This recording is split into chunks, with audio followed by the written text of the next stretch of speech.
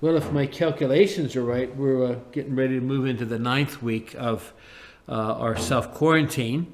And I think that the same must be true for all of you who are joining us for Mass today, as is with all of us who have been here at the seminary. Over the course of these weeks, we have been self-quarantined. We've been able to pray together. One of the delightful experiences of our relationship here is that we've had very substantial dinners. And I'm not just talking about the food, although that's true too, but they've been substantial in terms of our getting to know each other. All of us, have spent this entire academic year in the seminary working on formation. I felt the prayers of these guys, as I seek to do the best job I can as bishop, and I pray for them that they can do the best job that they can do as men in formation, especially that they've now concluded their academic year with their final exams. But I think you all will testify to the fact that, whenever we're with people more and more, we really do come to know each other better.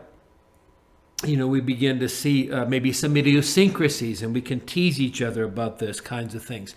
And I think all of us can say, even within our own families, more and more we start to let down our guard, and we are exactly who we really are.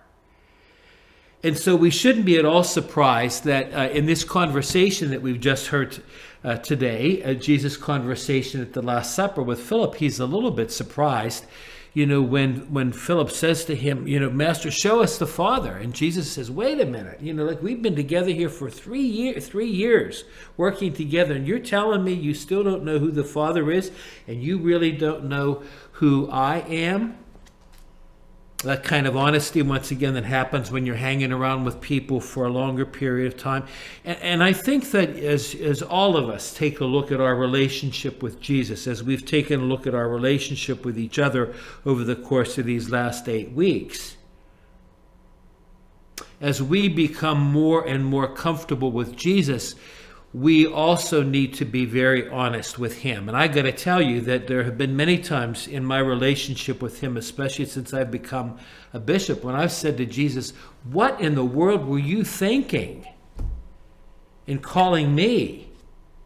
There were a heck of a lot of other people that were smarter. There were other people who could do this job better.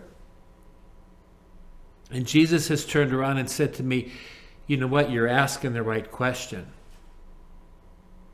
And isn't that the truth? That whenever we face perplexing situations in our life, when we feel like we're not up to the challenge, when we're concerned about the heaviness of what surrounds us, shouldn't we ask that question of Jesus? Jesus, what in fact are you thinking? Because when we ask the question, he's going to tell us. And what he's going to tell us may be a challenge, but it's also going to be a consolation. Think about that reading that Eric just read for us from the Acts of the Apostles. Think about, Paul and Barnabas who were in the particular passage. Think about all the apostles after the resurrection, after the Pentecost, when they're moving out.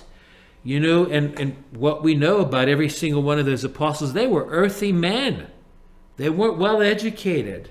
They were the salt of the earth. And I'm sure there were many times in the 3 years they were with Jesus, and many times after the resurrection of Jesus, when they posed that question, Jesus, what were you thinking in calling me to do this? And thank God they asked that question too.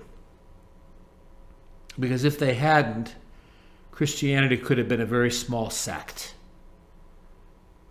Jesus, speaking through the power of the Spirit, let the apostles know exactly what they needed to do, to not put any limits at all on spreading the good news of the Lord.